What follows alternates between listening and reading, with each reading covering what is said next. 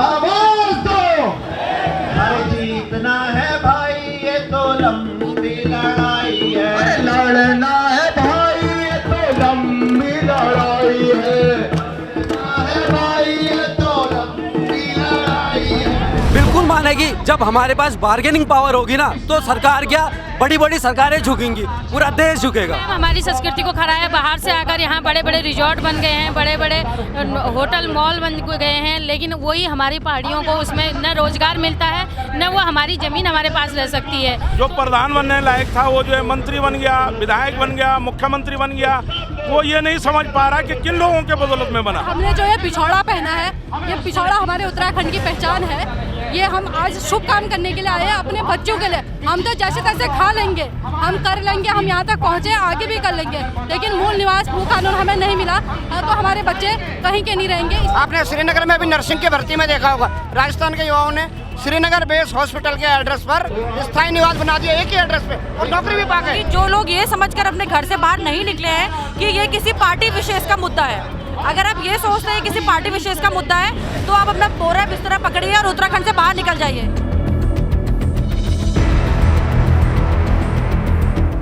नमस्कार, न्यूज़ 31 उत्तराखंड देख रहे हैं आप और मैं हूं आपके साथ नैना। इस वक्त मेरे पीछे आप जो ये भीड़ देख रहे हैं ये इसलिए एकत्रित हुई है क्योंकि आज हर एक उत्तराखंड वासी की यही पुकार है, हमारा राज्य हमारे अधिकार। और ये अधिकार क्या है मैं आपको बताती हूँ। ये सभी लोग मांग कर रहे हैं मूल निवास 1950 की और भू कानून की। इस वक्त आप भीड़ देख सकते हैं मेरे पीछे, यहाँ पर लोगों के हाथ में बैनर पोस्टर आपको दिख रहे होंगे, भीड़ बहुत ज़्यादा यहाँ पर दिख रही होगी। और ये अभी कुछ भी भीड़ नहीं है, अभी और लोगों को यहाँ पर आना है।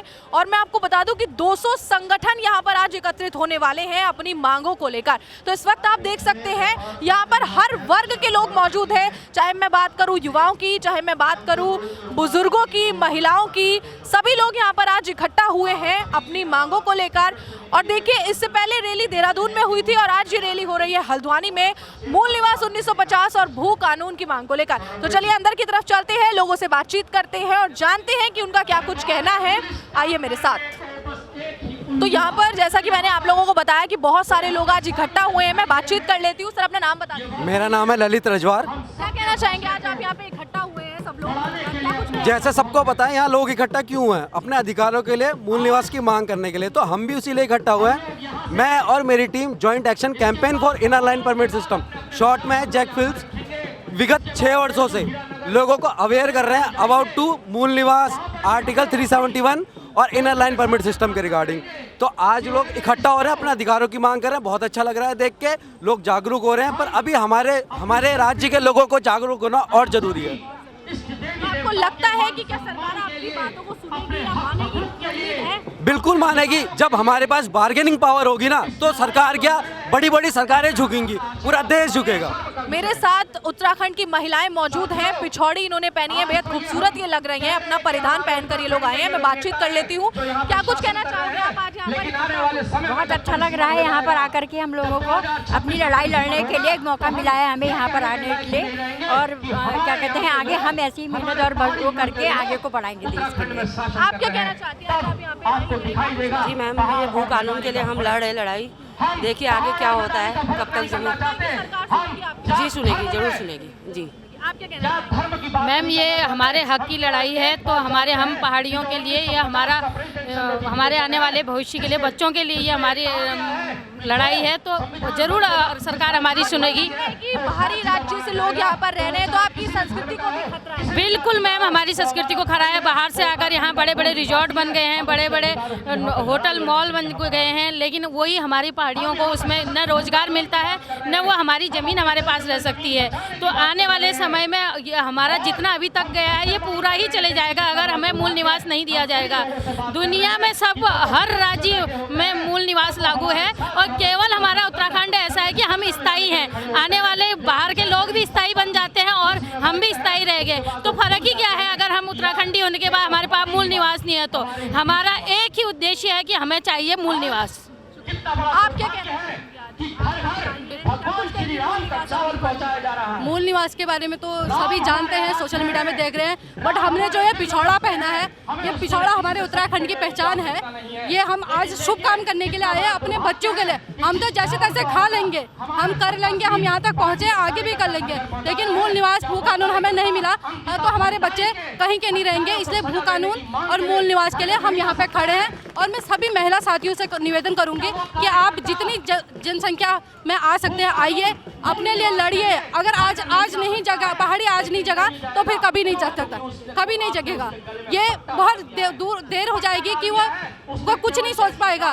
बड़े अभी मेरे को बिल्कुल बहुत ज़्यादा, अभी जब मैं लोगों को जागरूक कर रही थी तो बहुत लोगों ने मेरे से बोला हमारी है उत्तराखंड में करोड़ों की प्रॉपर्टी।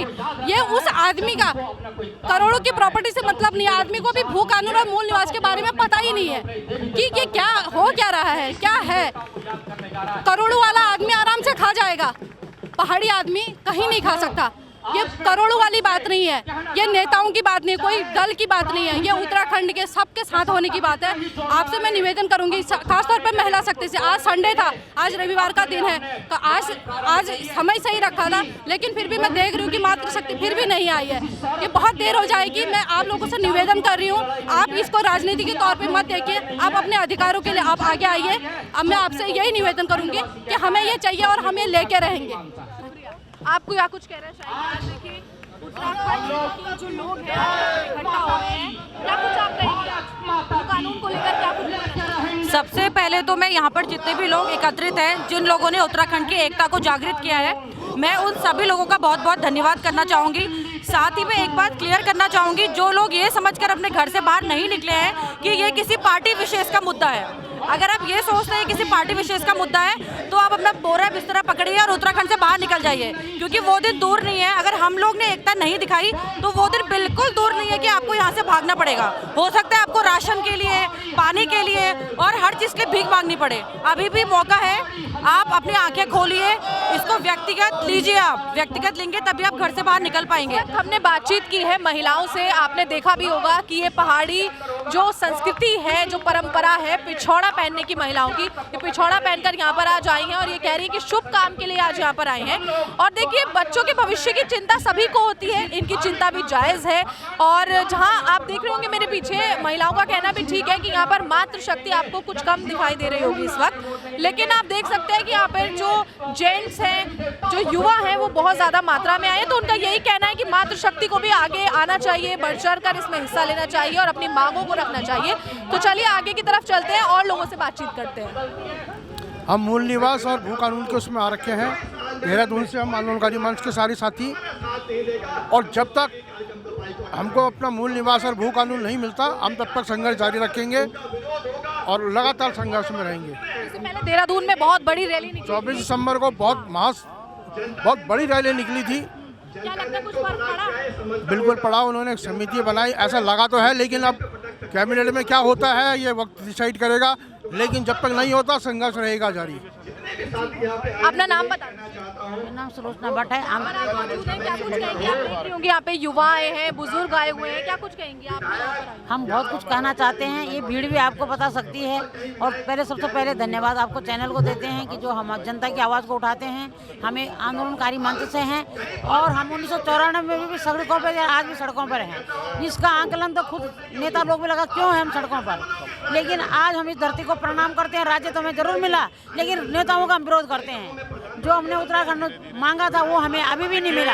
हल्ला बोल भ्रष्टाचारियों की पोल खोल का बैनर आपने। देखिए, उत्तराखंड राज्य आंदोलनकारी मंच राज्य बनने के बाद से राज्य आंदोलनकारियों ही नहीं, राज्य हित के बारे में लगातार संघर्ष चल रहा है।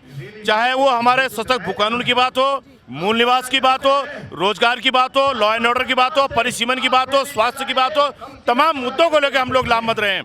आप देखेंगे कि 2 राज्य निर्वाचित सरकार के बाद उत्तराखंड राज्य आंदोलनकारी मंच ने तिवारी सरकार को बाध्य कर दिया था सशक्त भू कानून के लिए। उसमें भी 2 पक्ष थे और तिवारी सरकार ने 500 स्क्वायर फीट उसको कवर अप किया और फिर भी आज के बनस्पत काफी सुरक्षित था वो। और 2012 में बहुगुणा जी मुख्यमंत्री बनते हैं, मूल निवास गायब कर दिया जाता है।